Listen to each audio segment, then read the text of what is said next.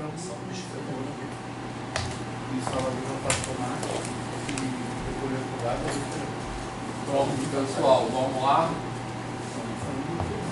Então, falar um pouco agora sobre o programa. Não vai dar tempo, né, de entrar assim, da matéria em si. Mas enfim, falar, acho que é importante explicar o que eu planejo em termos de conteúdo matemático, né, para essa disciplina. Em termos de conteúdo matemático, porque a parte pedagógica também é conteúdo, também cai na prova, também, mas em termos de conteúdo matemático. Então, basicamente, essa disciplina é derivada integral, tá? Isso começou assim porque, na verdade, quando essa disciplina foi criada, lá no começo do PEMAT, ela era análise na RN. Eu cheguei a base essa disciplina como análise na RN. Mas o que aconteceu? O curso de análise, a disciplina de análise 1 que eu dou aqui, como vocês já sabem, que vocês já fizeram, eu fico muito tempo, e eu acho importante que seja feito discutindo o conceito de número real, o conceito de número. Então eu fico muito, normalmente nas disciplinas de análise 1, né, tem aquele negócio, um coordenado completo, você fala axiomaticamente e vai embora. Aqui, minha disciplina de análise é o contrário disso, eu fico meses, literalmente, falando de número real. E com isso, eu acho isso importante, né, assim. E com isso não dá tempo de chegar nem em derivada, né, assim, como é na disciplina de análise na reta usuais, né, que vai derivada integral, então não dá tempo. Então chegou um momento, nesses muitos anos que eu tenho dado essa disciplina, que eu conformei com isso e resolvi criar um curso de análise 2 com derivada integral, beleza? Então, basicamente o que a gente vai ver aqui é derivada integral. Só que aí também, como é uma disciplina que fica sendo só derivada integral, e aí eu dou umas viajadas também. Não é aquela mesma derivada integral de um curso de análise na reta usual. Aí dou umas fugidas, assim, beleza? Fala. Tem EDO. Hã? Tem EDO. Porque aqui... EDO também? A gente pode fazer, aqui não tem escrito não. Né? Tem 5.7 de derivada. Pode, tem, é verdade. Então a gente pode falar mesmo. Bom, um pouco de EDO, assim, que é uma coisa bem legal. Mas, enfim, aí é o seguinte, então, basicamente são essas duas partes, né? Parte 1 derivada, parte 2 integral. Mas em cada uma dessas partes, eu dou uma viajada e vou explicar um pouco que viajada é essa. São essas, né, na verdade. Assim. Então, a ideia... Bom, uma coisa que eu faço muito nessa disciplina, e assim, eu viajo muito nessa disciplina, viajo certo no bom sentido, porque eu adoro o conceito de derivada. Então, assim, eu fico horas falando disso. Assim. Eu acho que os conceitos que eu não sei porquê, assim, que eu mais gosto de viajar é número real e derivada. Assim. Então eu fico viajando mesmo assim, nessa parte. E uma coisa que eu faço muito nessas viagens é criticar as disciplinas de cálculo, sobretudo cálculo, mas análise também, da graduação. Criticar, não no sentido assim mas repensar, digamos assim, essas disciplinas, né, algumas coisas. Você dá aula para cálculo também? Né? Você também grava as aulas? Sim. Então, eu vou dar agora cálculo 1 no setor do não sei, lógico, não vai gravar. Que? Vai, né? Vai. Você já gravou? Então, cálculo 1 eu não dou há muito tempo. Eu vou dar agora, né? Tem que gravar. Tá. Para fazer pesquisa. Então vamos gravar. Ainda mais que eu tô mais cheio. Tem bastante coisa. Sim. Porque uma vez, teve um colega meu que já aconteceu isso 2 vezes, que pediu para fazer uma prova de cálculo daqui do FRJ. Achei bem difícil, mas também não assisti às aulas, porque dependendo do que o professor passar, vai ser diferente do que o professor passou. Até eu tive aula, o professor fora do FRJ e depois foi monitor. Para ser monitor de cálculo também tive que assistir, porque também falou coisas diferentes, apesar de ser a mesma matéria, às vezes você olha todo ano. Mas as coisas que eu falo no cálculo também são bem diferentes. O cálculo que eu vou dar é na licenciatura noturna, que é diferente do cálculo do diurno aqui. O cálculo do diurno aqui é um curso de cálculo padrão, que é limite derivada integral. No noturno, na licenciatura noturna, o cálculo é dividido em cálculo 1A e 1B, né?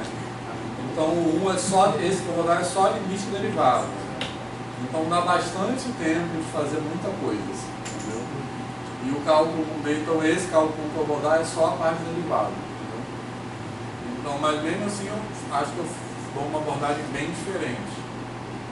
E a gente vai gravar, que o Washington determinou. Mas você pode assistir também à noite, é terça e quarta noite. Nessa sexta, hoje não tem, né? A partir de abril. Ah, sim. Aí, mas se você grava, vai estar disponível no Classroom também? Não, eu vou pegar um Google Classroom, aí eu posso dar o link se você entrar. Fechou isso. Tá. Beleza? Bom, então, grande parte disso que dessa discussão é a gente repensar essa disciplina de cálculo 1, certo? Mas não só isso, tem algumas outras coisas que eu vou falar também. E esse repensar a disciplina de cálculo 1, eu acho que é importante a gente pensar, né, sobre... Até tá tendo aqui uma iniciativa, né, para a gente mudar as disciplinas de cálculo 1, porque tem uma reprovação bizarra, assim, de 80%, né, tem tido aqui, então o pessoal está realmente no departamento querendo mudar. Mas eu acho que é importante a gente pensar, sobretudo, nessa disciplina de cálculo 1, como ela é hoje, que é o seguinte. Nessa parte da análise 2, na verdade, ela é mais próxima de cálculo 1 do que a análise 1, né? Porque a gente fala desses conceitos, derivada integral, que são os principais conceitos de cálculo 1. Porque esse modelo de disciplina de cálculo 1, que é praticado hoje, não só no Brasil, mas no mundo e tal, ele é um modelo, tem aquele texto meu que eu falo isso, o que é cálculo, porque essa fama é difícil, que depois eu posso mandar para vocês, quem não leu, eu falo um pouquinho isso. Esse modelo, ele foi criado durante a Guerra Fria, entre Estados Unidos e União Soviética, né, na época da União Soviética, com um objetivo muito específico, né, assim. A Guerra Fria era uma competição por demonstração de poderio tecnológico, né, basicamente. Quer dizer, a Guerra Fria tinha muito esse aspecto, né, assim, de quem demonstrava ter mais. Então, a corrida espacial, por exemplo, é parte disso, né, de quem chega à Lua primeiro. Então, era uma demonstração né, então era um investimento muito importante nessa parte de demonstração mesmo assim, de tecnologia.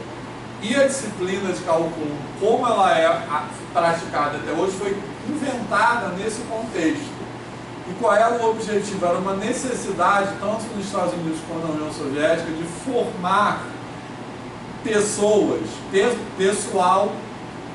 na área de exatas com uma visão técnica, para fazer as coisas em grande massa. Então, foram inventadas as disciplinas de cálculo como disciplinas de massa para formar, sobretudo, engenheiros, né, para fazer coisas, né, assim, em grande quantidade, para entrar nessa disputa, né, assim.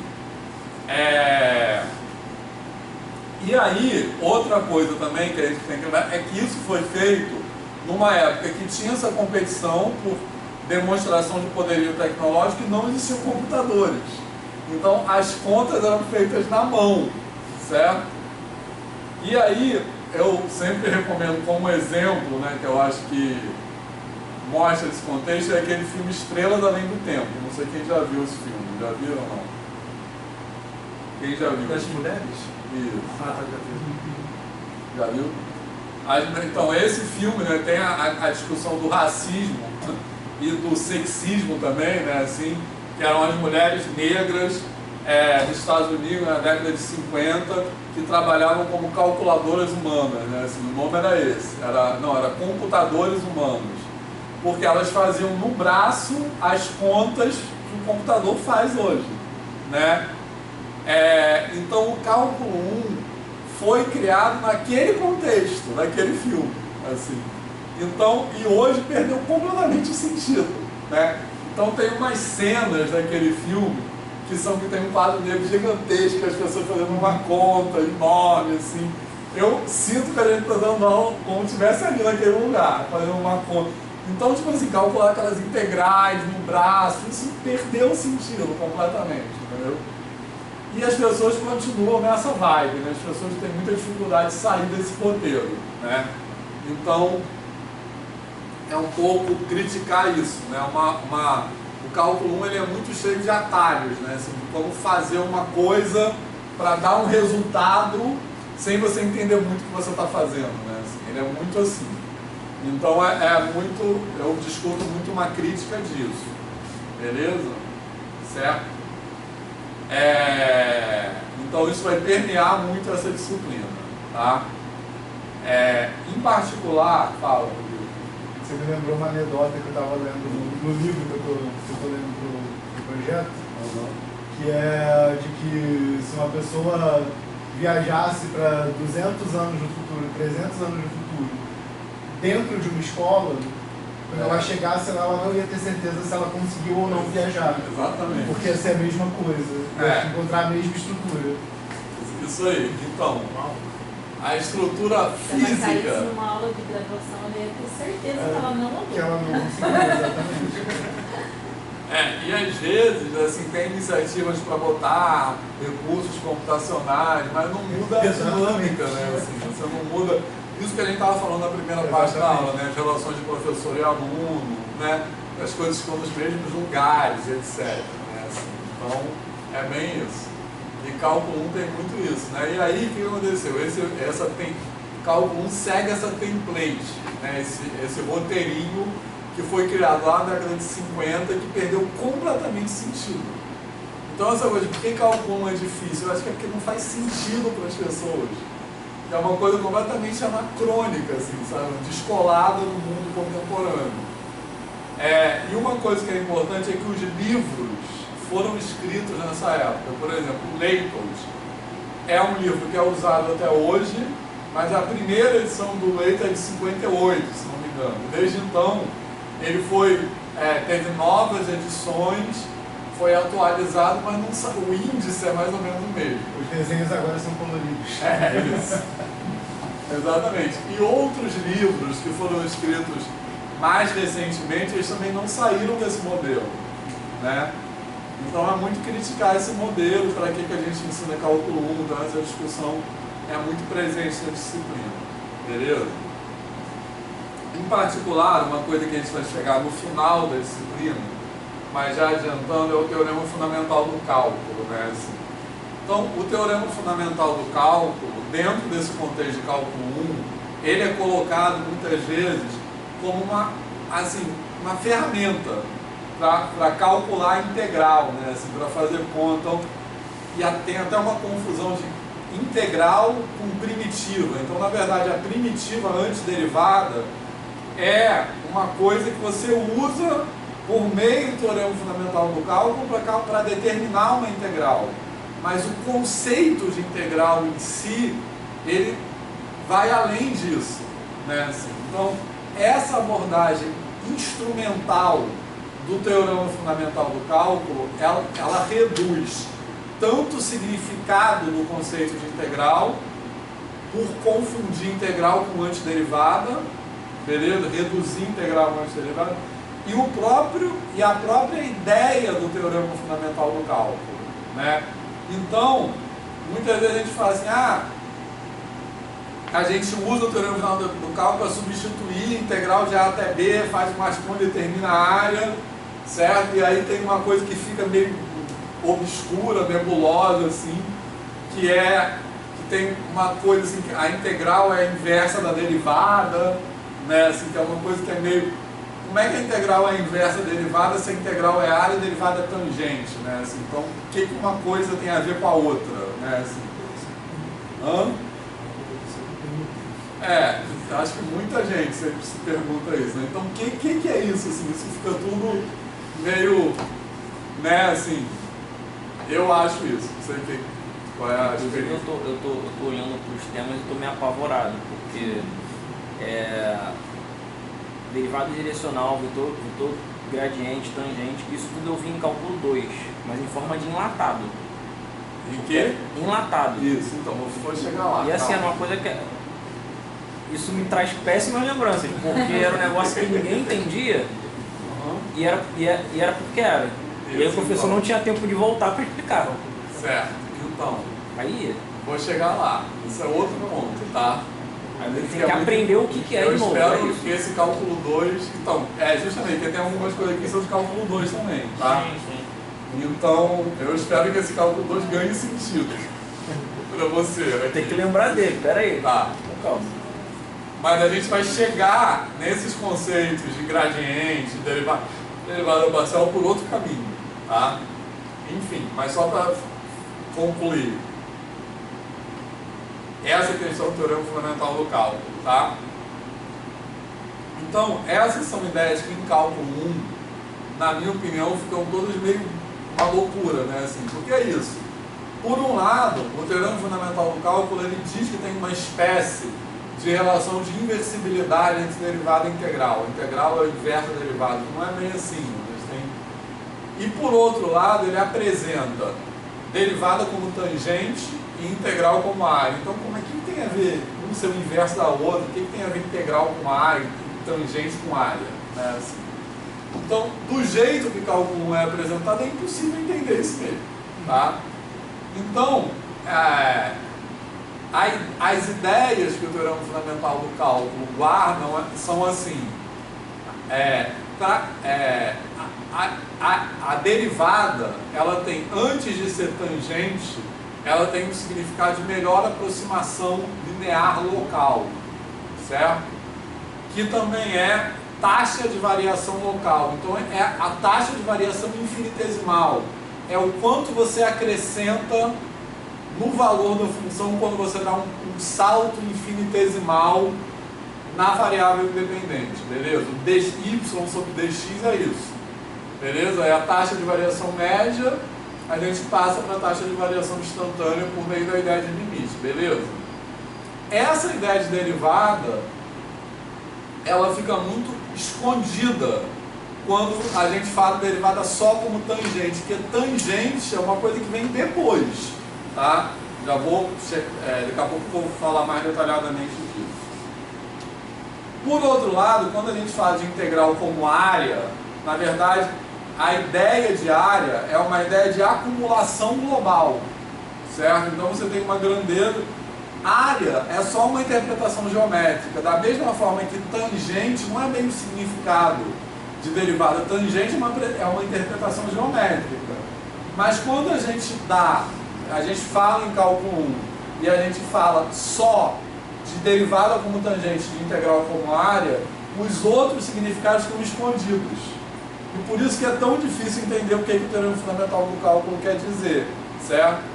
E na verdade, essencialmente, o que ele quer dizer é que a gente está relacionando a acumulação global de uma função com uma variação instantânea, certo? Então, é como se a gente estivesse somando, entre aspas, pequenas variações e vendo o que isso acumula no final, beleza? Então, essa é a relação que o teorema fundamental do cálculo diz. E por isso que existe uma relação. Quando a gente fala que derivada, que integral é o inverso da derivada, que não é bem isso, tá? O que a gente está relacionando é a acumulação global de uma grandeza com as variações infinitesimais. E aí isso começa a fazer mais sentido, tá? Eu sei que provavelmente não está fazendo sentido agora, mas isso é só um preâmbulo. Beleza? Fala. Eu acho que só falar isso já faz mais sentido do que... Simplesmente jogarem as coisas acontecendo. Mas depois a gente vai falar isso detidamente, vai falar muito sobre isso, como isso viagem menos, tá? Beleza? Tá fazendo sentido, pessoal? Tá? Então são essas ideias que a gente está relacionando, tá? E essas ideias aí, que eu acho que é uma coisa que é o bacana, para a gente entender essas ideias, entender derivada como uma taxa instantânea, entender integral como uma acumulação global, tem ideias que estão aí e que estão presentes também nas operações com números que a gente aprende lá no Fundamental 1. Né? Então, para entender derivada, é importante a gente ter também divisão como taxa. É uma coisa que a gente falou também em análise 1 um pouco, né? Assim, mas que muitas vezes a gente não explora isso na educação básica. Né? Assim, então, entender divisão como comparação, divisão como taxa, multiplicação como acumulação. Então, a gente para entender aquilo que a relação entre derivada e integral que o teorema fundamental do cálculo diz, a gente vai resgatar as operações com números, desde números naturais lá, o que significam essas operações, beleza? Tá? Porque dentro do espírito do teorema fundamental do cálculo estão presentes os espíritos das operações, beleza? Tá? Isso também quebra um pouco aquela ideia de que a matemática do ensino fundamental 1 é uma matemática elementar, assim, no sentido de ser uma matemática rala, beleza? Então também é meu objetivo subverter essa ordem, tranquilo? Tá? E aí por isso que eu botei esse samba aqui, ó. Eu trabalho muito com samba, né? Assim, então, vocês já sabem disso. Em todos os lugares eu escrevo pedaços de samba. E esses pedaços, samba assim, poderia ser outra coisa, né? Porque eu gosto muito de samba. E esses sambas, essas músicas, elas não são assim epígrafes só não, tá? Para mim elas fazem parte do entendimento, beleza? Então eu botei esse aqui, são o samba da velha guarda da bandeira, o mundo é assim. Eu acho que para mim esse samba fala sobre o teorema fundamental do cálculo, porque ele fala das relações entre o macro e o micro, né? Então esse verso aqui, o mundo passa por mim todos os dias enquanto eu passo pelo mundo uma vez. Assim. Então é mais ou menos isso que é assim, na nossa vida, né? É como se a nossa vida fosse uma acumulação da vida diária, né? Assim. Então é um pouco isso que o teorema fundamental do cálculo faz. Como é que o micro se acumula e constitui o macro, beleza? Certo? E um está presente no outro, de alguma forma. Tranquilo? Beleza? Eu estou viajando muito agora, não está? É profunda, né? A gente vai voltar a falar disso, tá? Hoje é só um preâmbulo. Beleza? Cálculo 1 vai ser assim também, lógico. Tá, mas tá de boa, pessoal, ou tá uma loucura? Isso. Hã? Tá tranquilo. Tá. Tranquilo? Certo. Bom, então a gente tem esse objetivo, tá? Eu vou falar ainda algumas coisas muito viagens hoje. Beleza? Bom, então, voltando ao começo, na parte derivada, eu critico muito essa abordagem de tangência, tá? Acho que na semana que vem a gente vai falar sobre isso, né? Assim, bastante. Por quê? A gente vai voltar a falar sobre isso. Por quê? Porque reparem só, a ideia de tangência, quando a gente fala assim, a derivada é a inclinação da reta tangente. O primeiro PowerPoint fala isso detalhadamente, mas quando a gente fala essa frase, tá? A derivada, o valor da derivada é a inclinação da reta tangente no ponto, beleza? Tranquilo?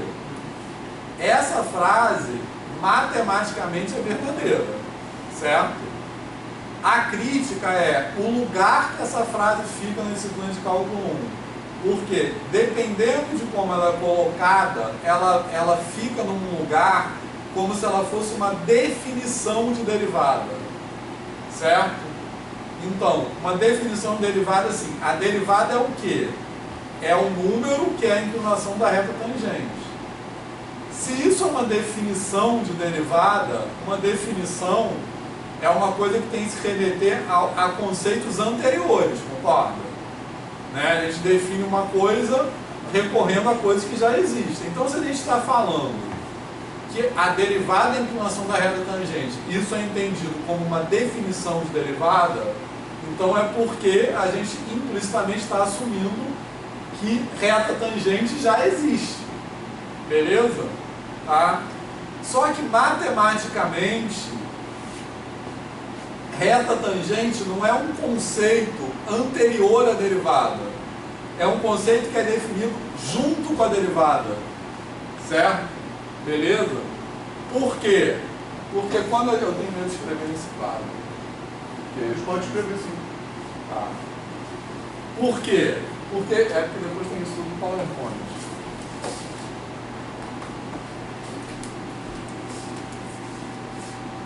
Tá. Peraí.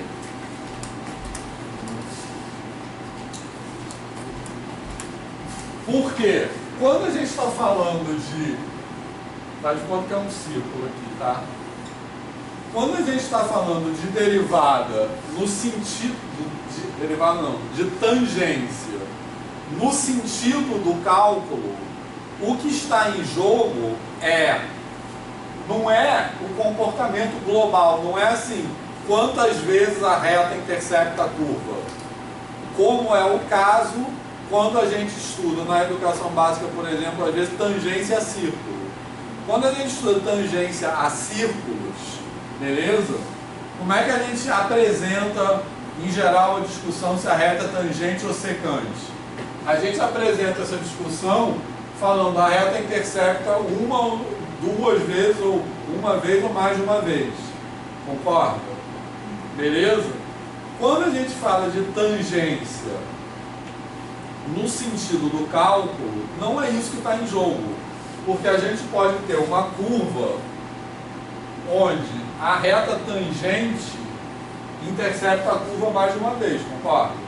Então nessa curva aqui, por exemplo, faz de conta que é uma curva, então algo assim.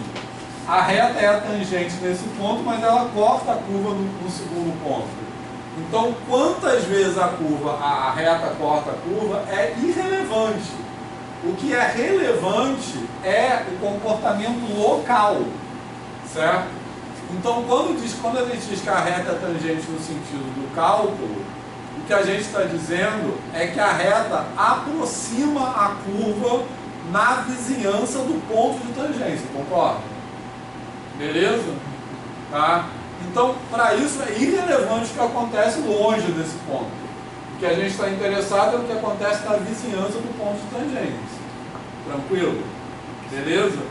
Então, para definir, o que define isso, beleza? Então, o que é a reta tangente no sentido do cálculo? Recapitulando.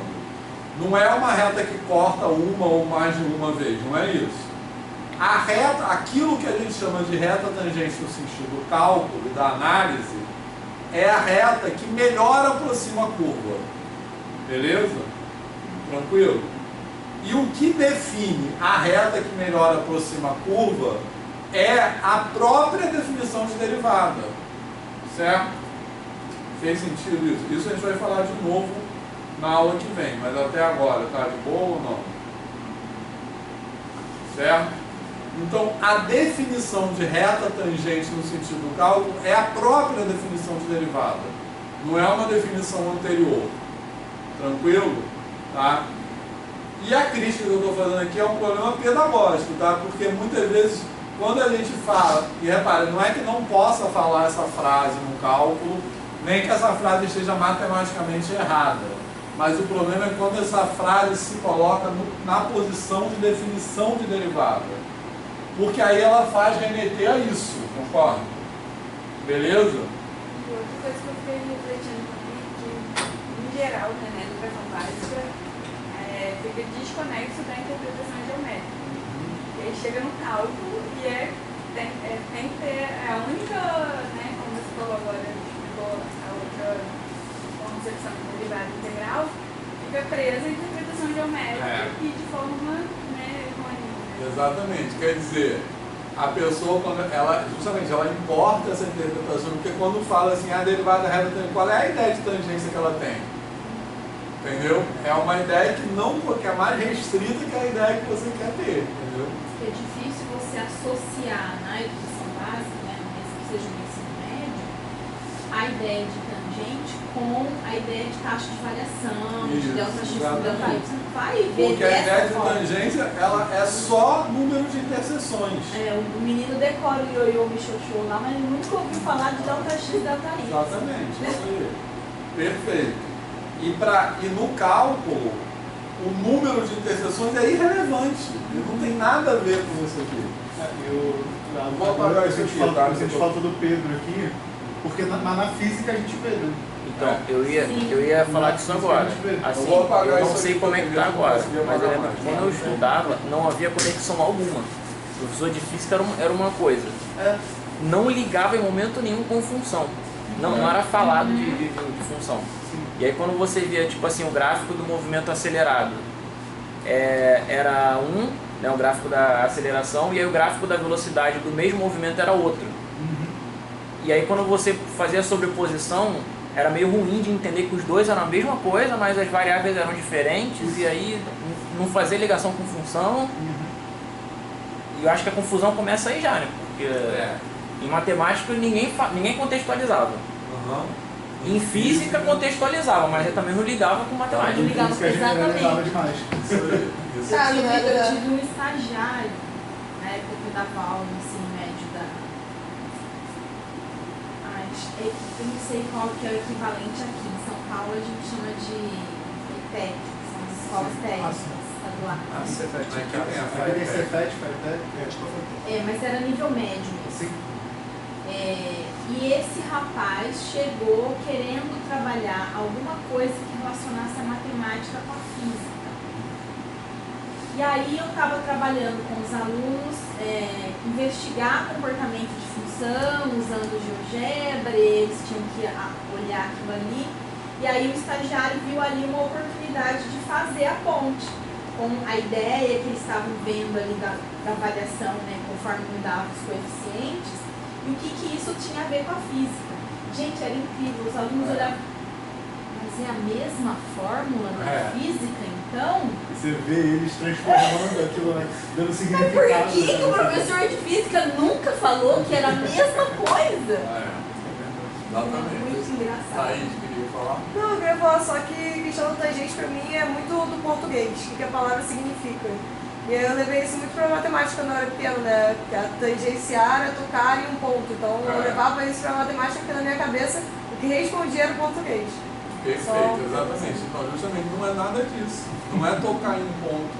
É isso que eu estou falando. Mas a Eu palavra acho que- portuguesa é o que significa. Exato, mas justamente quando. É isso que eu quero dizer. Quando a gente fala essa frase, a derivada é a inclinação da reta tangente, ela faz remeter a um entendimento anterior de tangente, que não é o entendimento do cálculo. Beleza? Coeficiente angular. Tranquilo, então justamente isso.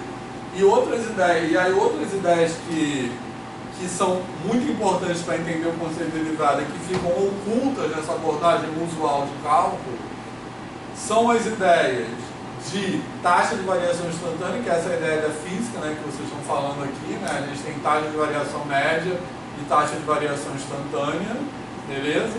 E a ideia de melhor aproximação linear local.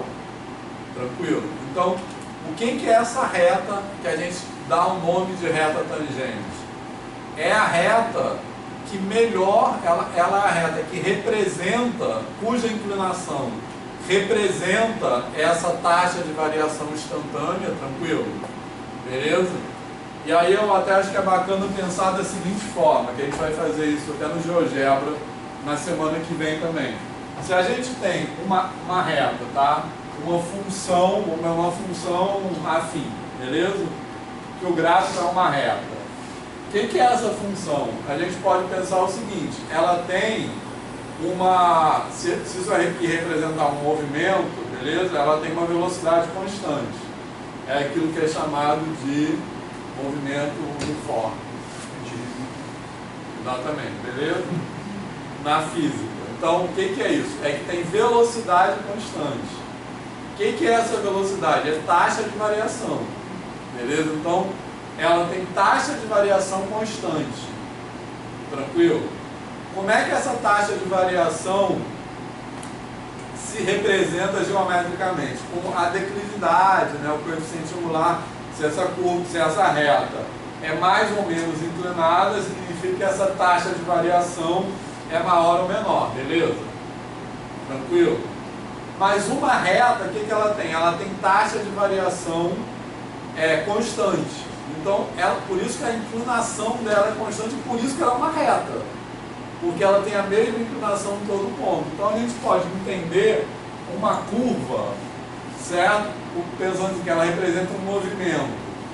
No caso, será um movimento que não tem mais velocidade constante. Tranquilo? Então, por exemplo, aqui ela está mais inclinada do que aqui. Isso significa fisicamente que nessa parte do movimento, né, aquela coisa está andando mais rápido do que aqui, beleza? Tranquilo? Então a gente pode pensar o seguinte: uma curva é como se ela tivesse, comparando com uma reta, a reta tem a mesma inclinação em todos os pontos. E a curva, que não é uma reta, é como se ela tivesse uma inclinação em cada ponto. Beleza? Então, justamente isso que é a ideia de inclinação local ou de taxa de variação instantânea, né? Que é a derivada. Então, a derivada é o quê? É a inclinação local da curva. Beleza? Tranquilo? É eu olhar, fixar um ponto aqui e olhar. Nesse ponto, a curva está mais inclinada do que nesse ponto aqui. Concorda? Beleza? E essa inclinação se representa por uma reta. Vou desenhar uma reta aqui e uma reta aqui.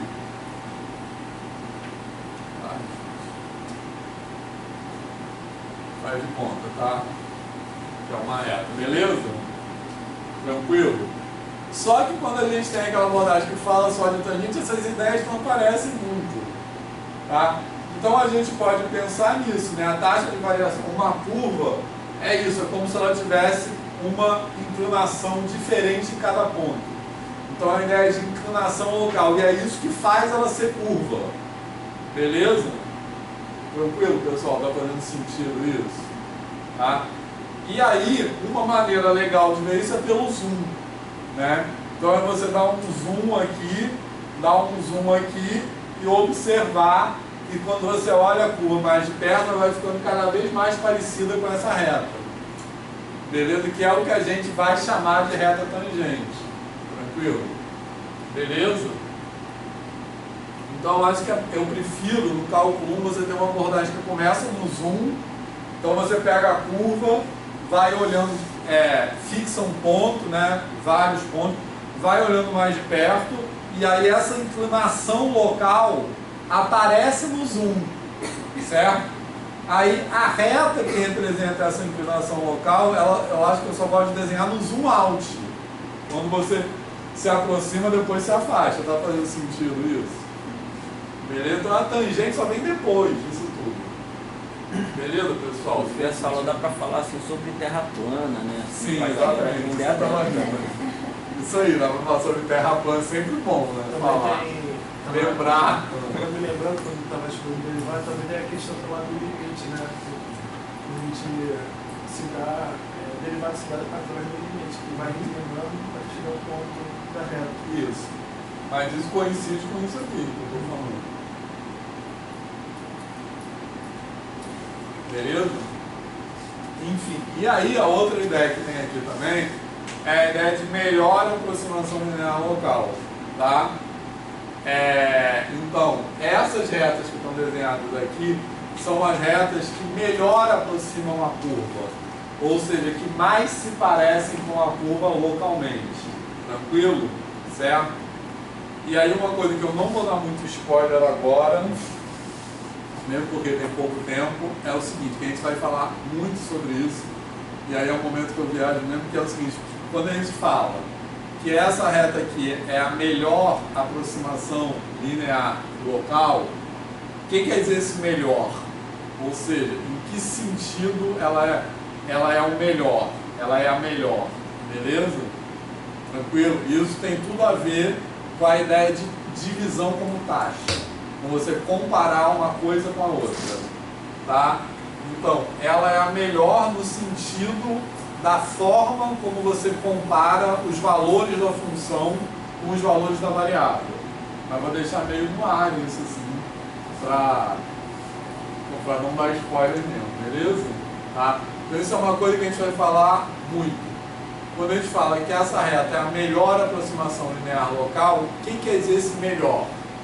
Né? Em que sentido ela aproxima melhor do que outras retas?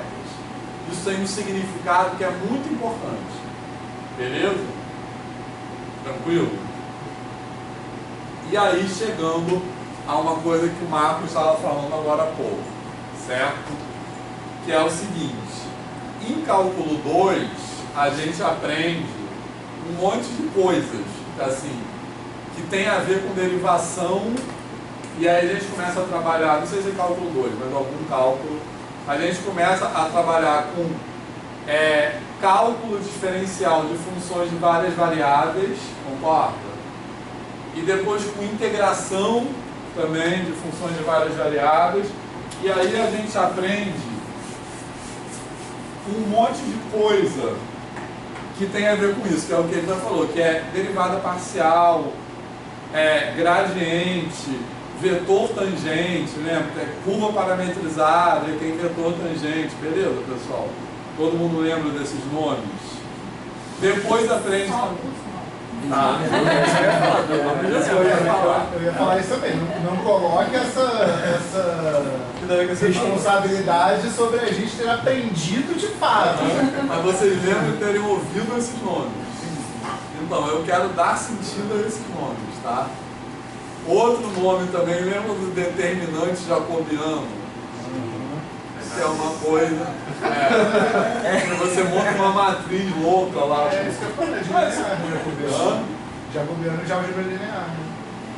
Não, mas tem cálculo 3. Eu vi em cálculo também. Você sempre esquece e erra. Isso. E você faz O uma... cálculo 3 foi o melhor, porque é o único que eu lembro das coisas. Não lembro que era lá, mas eu lembro das coisas que tinha lá. Então... E que você calcula para fazer mudança de variáveis. Lembra disso? Que é uma matriz que você bota as derivadas parciais lá e faz uma conta mágica, multiplica pelo determinante jacobiano. Beleza? Então você aprende um monte de conceitos assim que parecem desconectados. Certo? Beleza? Então nós vamos conectá-los. Aí. Tá? E como que nós vamos. Como é que eles se conectam? Eles se conectam da seguinte forma. Se a gente tem uma função, vou colocar assim, de R em R, beleza? E eu pego um ponto do domínio e eu vou calcular a derivada dessa função num ponto x0, essa derivada é um valor numérico A, concorda? Certo? Então esse A aqui, que é a derivada, é um número real, beleza? Que representa o quê? Representa a inclinação da reta naquele ponto. Beleza? Certo? Então, o que essa inclinação representa?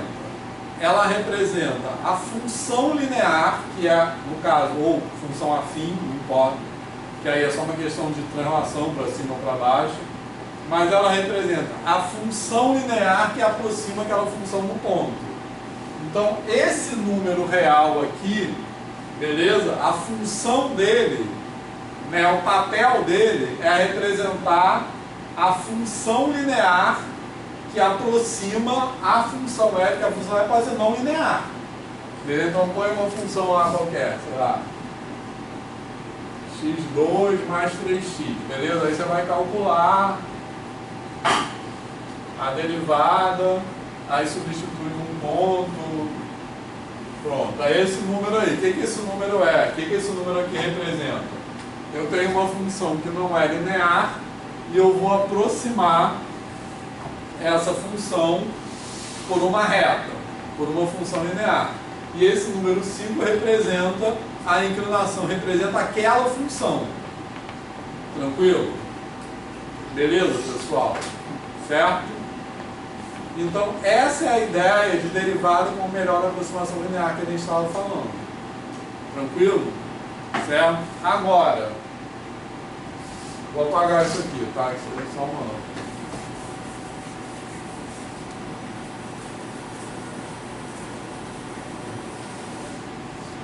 Agora, se a gente tiver... Agora vamos passar para cálculo 2, vamos dar um salto para cálculo 2, tá? Se a gente tiver agora, em vez de uma função de R em R, se a gente tiver uma função do Rn no Rn, tranquilo? E eu vou perguntar o que é a derivada de uma função de Rn no Rn, tá? Para responder essa pergunta,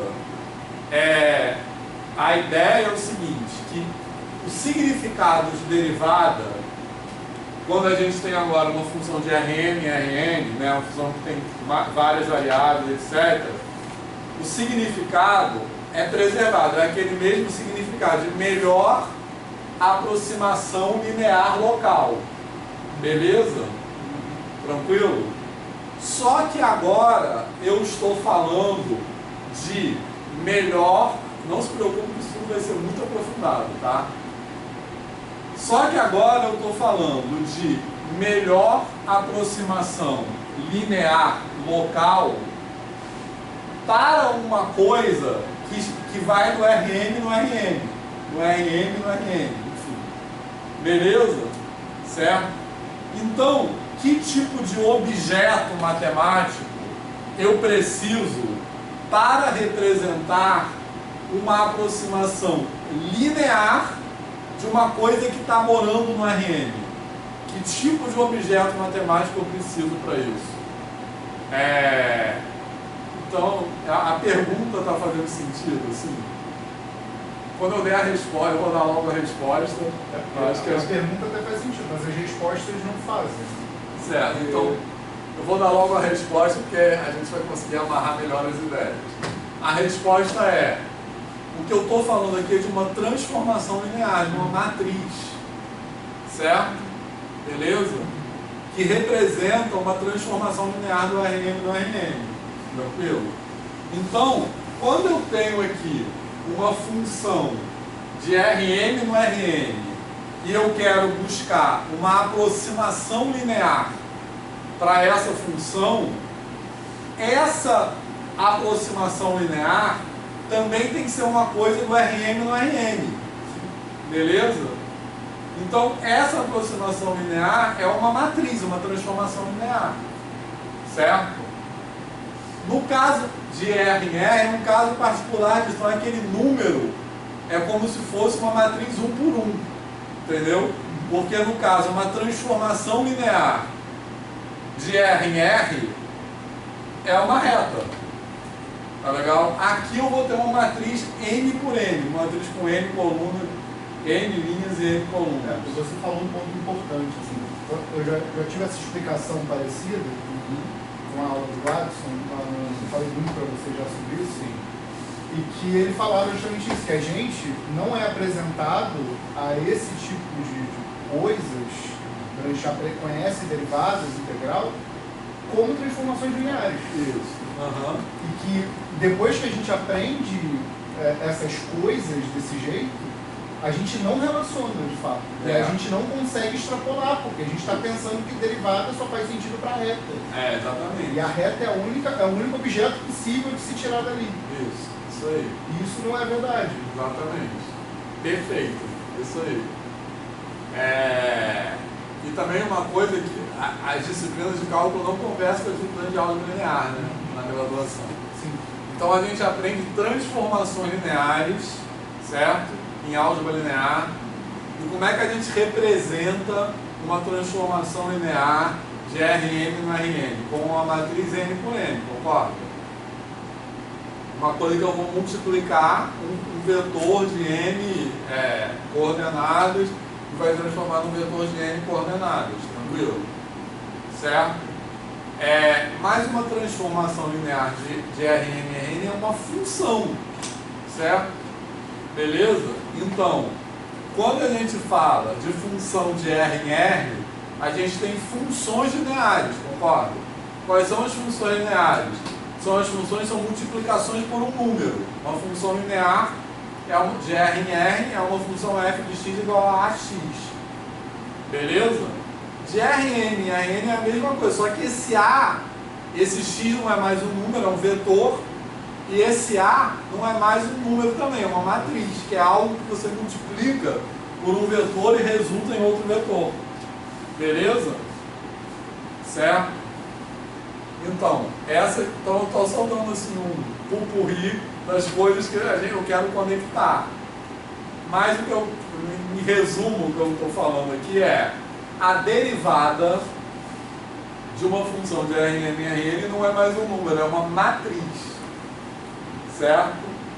Que representa uma transformação linear, e assim como eu vou buscar, como no caso da reta, eu busco, no caso das funções de R em R, aliás, eu busco a reta que melhor aproxima, aqui eu vou buscar a transformação linear que melhor aproxima.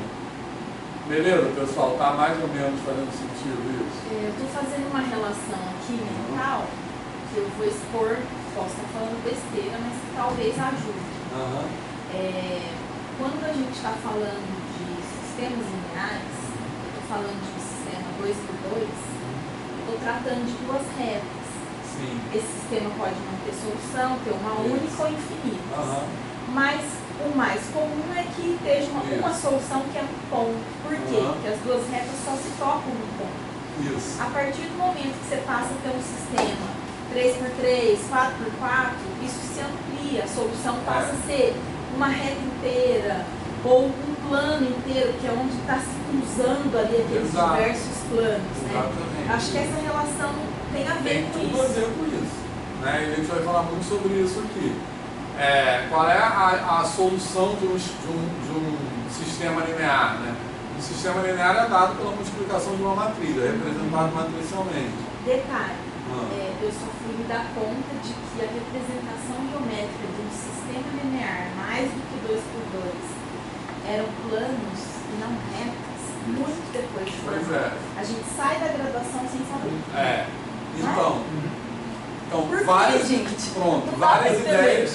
várias ideias que a gente vai conectar, porque assim como a gente tem reta tangente, e essa reta tangente é representada por um número, a gente pode, quando a gente amplia esse conceito, a gente percebe que esse número, né, é um caso particular de uma matriz, beleza? E a reta tangente é uma solução de um sistema também. E no caso, em vez de ter reta, a gente vai ter plano tangente, aí vai depender da dimensão, beleza? E isso tem a ver com qual é o subespaço do Rn que aquela matriz, que a solução, né, representa, beleza? Então a gente vai conectar cálculo com álgebra linear, que é uma coisa que não é feita na graduação, e vai fazer conexões dentro do cálculo. E aí chegando a o que o Marcos falou, beleza? O que é gradiente? Gradiente é um vetor, não sei se vocês lembram, que você bota, cujas coordenadas são as derivadas parciais. Eu só lembro de um monte de setinhas. Isso.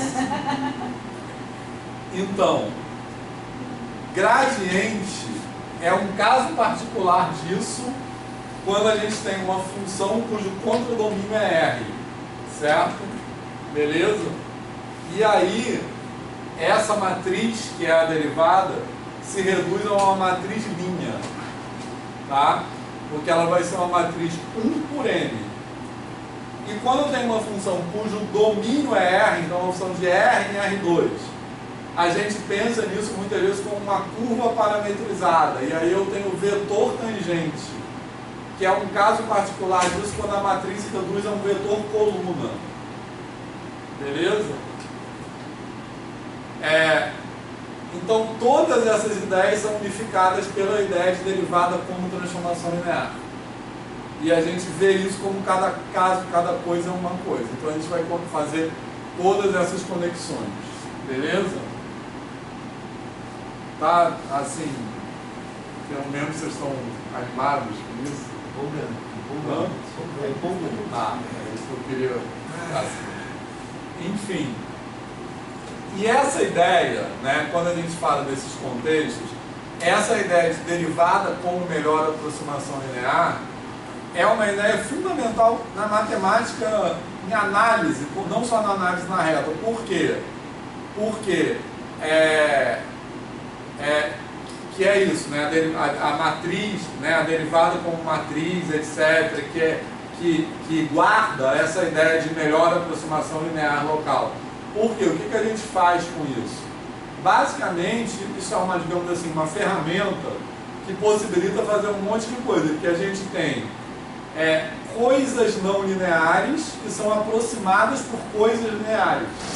Basicamente é isso, tranquilo? E qual é a vantagem de fazer isso? Que as coisas lineares são mais simples que as coisas não lineares. Então, basicamente a ideia, né, uma das ideias fundamentais do cálculo diferencial é a ideia de aproximar coisas não lineares por coisas lineares.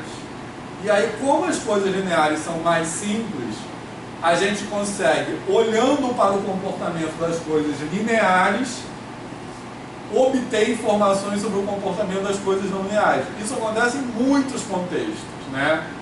Tipicamente no cálculo 1, quando é que a gente faz isso? Quando a gente olha assim, essa derivada positiva, a função é crescente.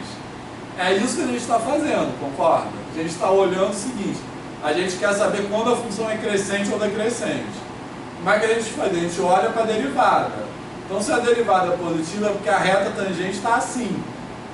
Isso diz que a função é crescente. Então, isso é um exemplo do que eu estou falando. A gente quer estudar o comportamento de uma coisa não linear, a gente aproxima localmente por coisas lineares. E aí, o comportamento da coisa linear, que é mais fácil, nos dá informações sobre o comportamento das coisas não lineares. Beleza? Isso acontece em equações diferenciais em muitos contextos de matemática. E é a ideia, uma das ideias centrais do cálculo diferencial, que também não aparece em lugar nenhum na graduação em cálculo 1, 2, 3, 4. A gente vai ter cálculo diferencial? Não, então, cálculo diferencial é essa parte, aqui é cálculo integral.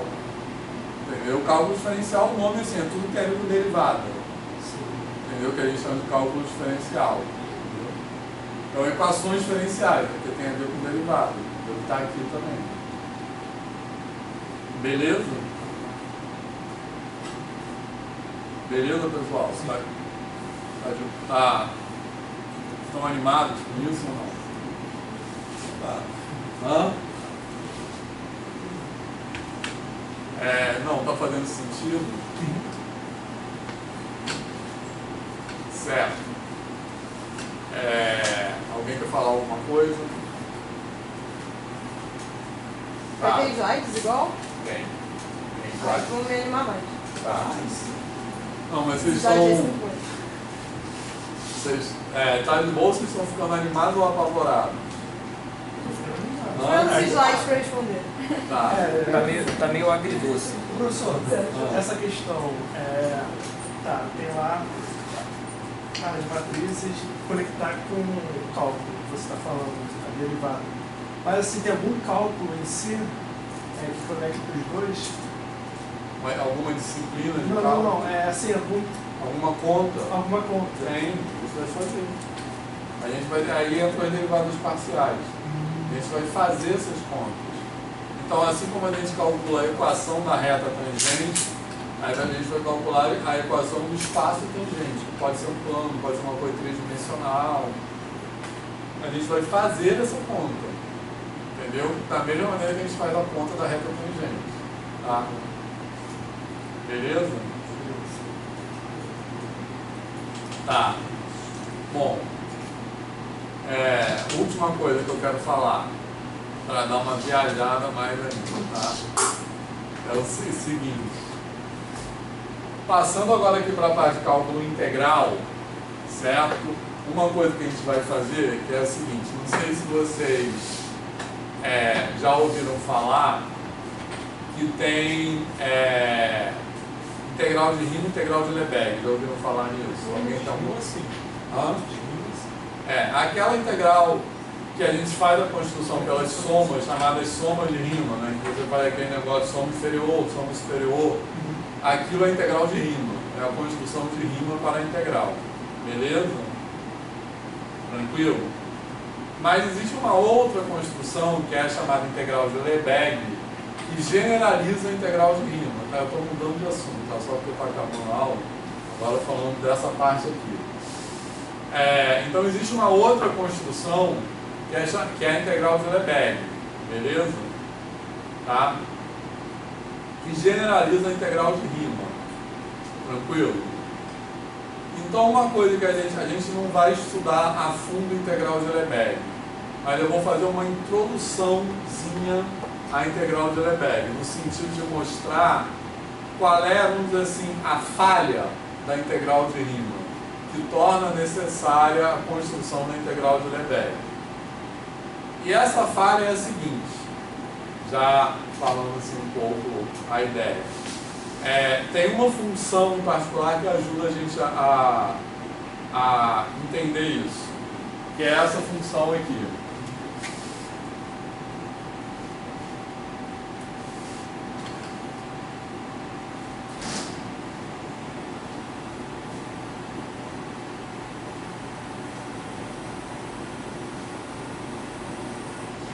Então é essa função aí que eu posso definir. É Q nos dois? Só que aqui é pertence e não pertence. Ah, não pertence. Então eu defino essa função como sendo 0 nos racionais e 1 nos irracionais, tá? Ou poderia ser ao contrário, beleza? Só que eu defino um valor nos racionais, poderia ser qualquer valor, tá? Mas um valor nos racionais e um valor diferente nos irracionais, tranquilo? Beleza? O que acontece com essa função? Essa função, ela é descontínua em todos os pontos. Opa, alguma dúvida nisso?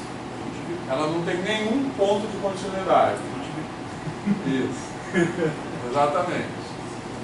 Então, para a rima, essa função não é integrável. Por quê? Porque o critério de integração para a rima, né, quando é que a gente determina se uma função é integrável ou não integrável, no sentido da integral de rima, depende basicamente da distribuição topológica das descontinuidades. Tá? Então, uma função que tem muitas descontinuidades, certo? E essas dificuldades estão muito espalhadas pelo domínio, que é o caso disso aqui, tá? Essa função aqui, ela tem descontinuidade em todos os pontos, beleza? Então, isso impede que ela seja integrável no sentido de rima. Por quê? Porque quando eu faço a soma inferior e a soma superior, elas nunca vão coincidir. Esse é o problema. Mas para a integral de rima, eu tenho que aproximar por cima, aproximar por baixo, isso tem que dar a mesma coisa. Tá? Então, essas descontinuidades impedem que isso aconteça. Então, essa função não é integrável no sentido de rima. Beleza, pessoal? Fez sentido isso? Agora, Lebesgue chega e dá outro ponto de vista para esse problema. Lebesgue olha o seguinte, ó, essa função vale 1 nos irracionais. Tá? O conjunto dos racionais, como a gente falou no começo da aula, é muito menor que o conjunto dos irracionais. Então, o conjunto dos racionais ele é irrelevante. Então, Lebesgue fala assim, essa função vale 1 em quase todos os pontos. Na verdade, tem esse termo mesmo, em quase todos os pontos. Beleza? Então, eu posso desprezar aqueles pontos onde ela vale algo diferente de 1. Então, para Lebesgue, essa função é integrável. Porque o conjunto onde ela deixa de valer 1 é um conjunto que tem um peso desprezível. Certo? Então, essa é a ideia. Então, para Lebesgue, não importa a distribuição topológica dos valores. O que importa é o peso dos valores. Tá? E isso tem a ver com um conceito de medida, tá? Que é um conceito diferente de topologia. Então a gente vai falar um pouco disso aqui, beleza? Tá? Então é nesse sentido que a integral de Riemann precisa generalizar a integral de Lebesgue precisa generalizar a integral de Riemann. E aí tem uma ideia muito louca que tem a ver com isso, que é o paradoxo de Banach-Tarski. Alguém já ouviu falar nisso?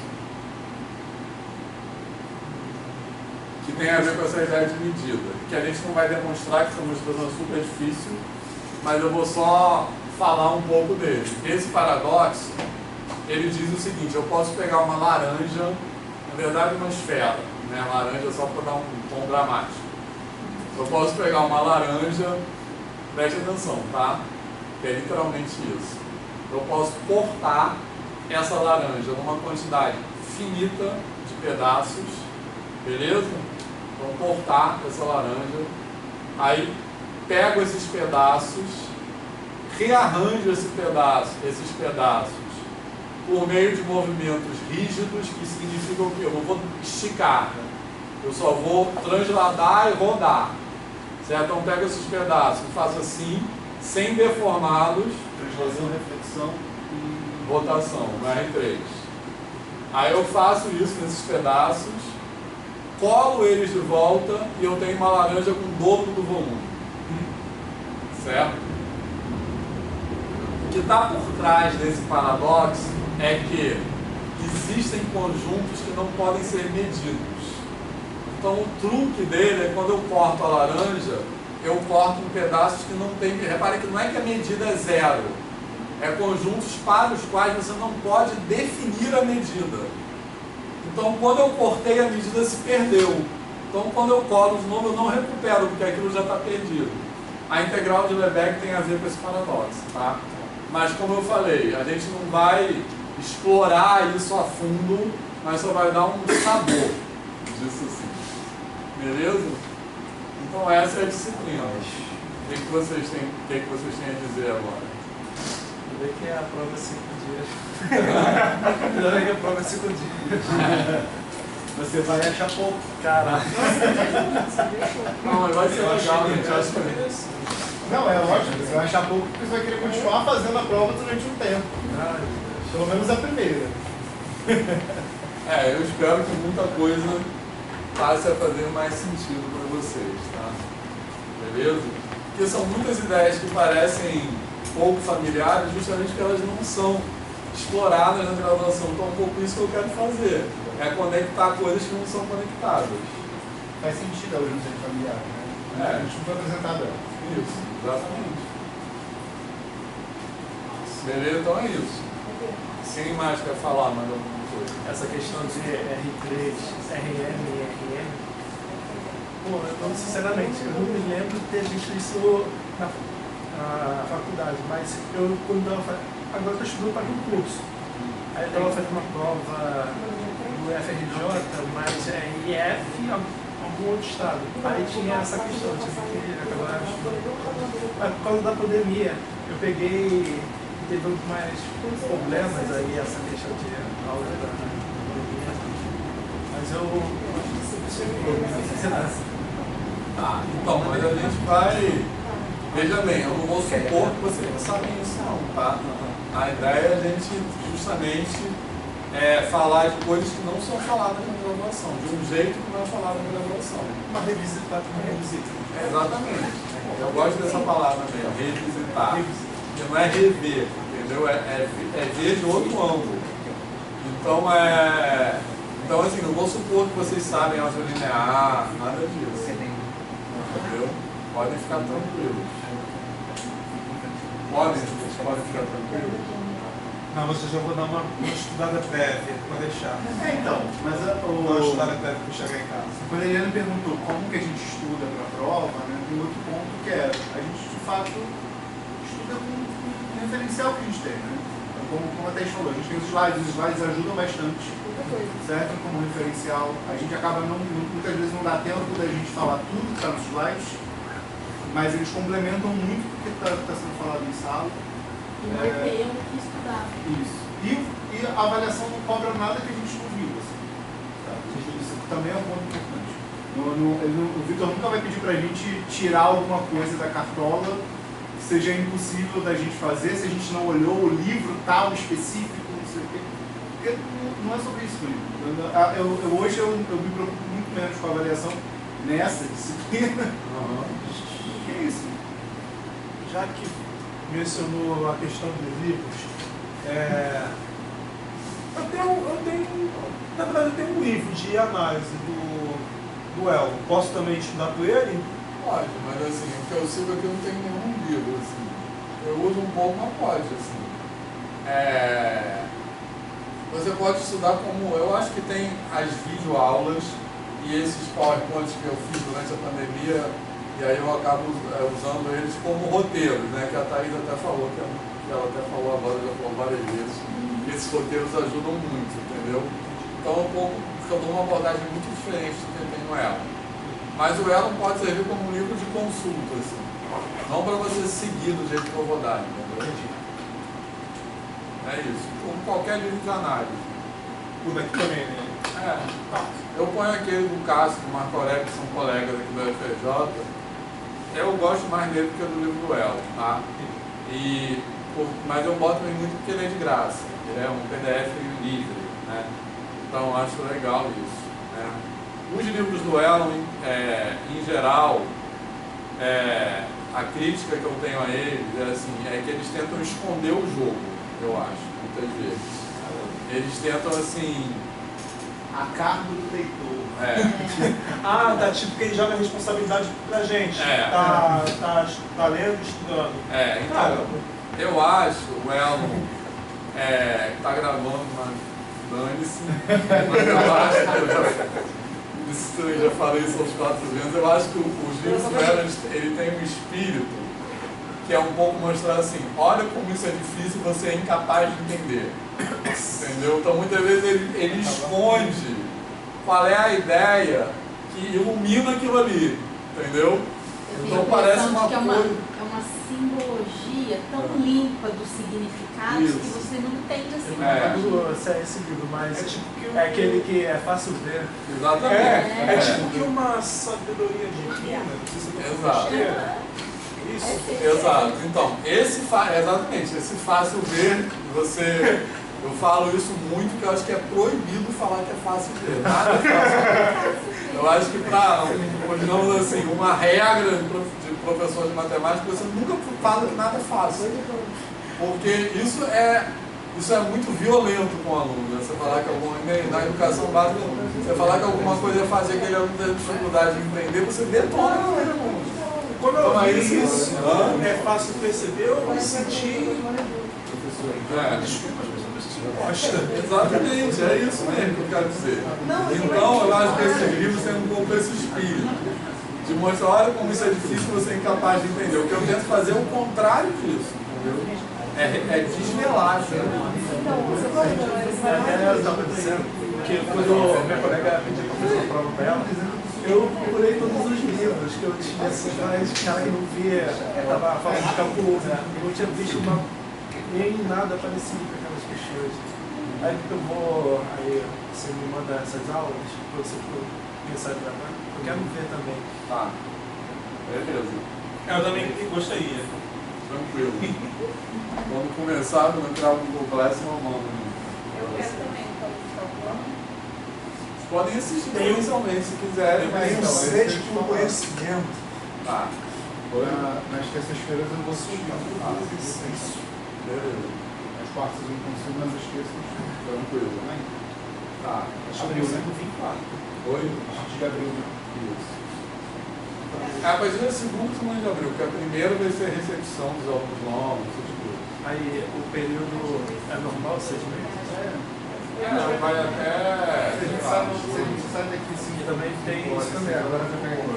Começando a reorganizar também por causa da pandemia. Aí o período Mas esse ano está começando atrasado a graduação por causa do SISU. O SISU atrasou, sei lá. Foi agora em fevereiro, não foi? Aliás, esse SISU tá difícil de explicar, né? Foi uma confusão, não entendi. Não, o Enem foi aplicado Não, eu acho que ele vai ter Não sei se foi. Não, o Enem não foi em novembro, ano passado?